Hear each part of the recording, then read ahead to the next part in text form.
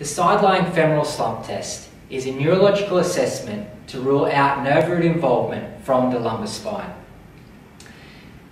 The femoral nerve exits from L2 to L4 and then continues and passes in between the psoas and iliacus muscle deep to the inguinal ligament, where it continues down through the anterior thigh. To perform the femoral slump test sideline, we ask our patient to bring that knee up towards their chest.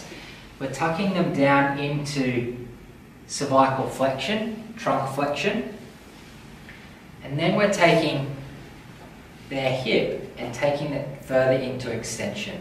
So I can feel there's quite a bit of resistance there. So to identify, is this myofascial restriction or neurological restriction, I can ask my patient to extend their head. So if you look up, and that gives me a little bit more range of motion. So if this provokes the patient's hip and groin adductor-related symptoms, then that would be a positive femoral nerve test or a positive sideline femoral slump. Now, in the same position, if we want to assess for the obturator nerves involvement, we can then bring them into hip extension and then lean back into hip abduction. So a recreation of their groin symptoms would be a positive obturator nerve test.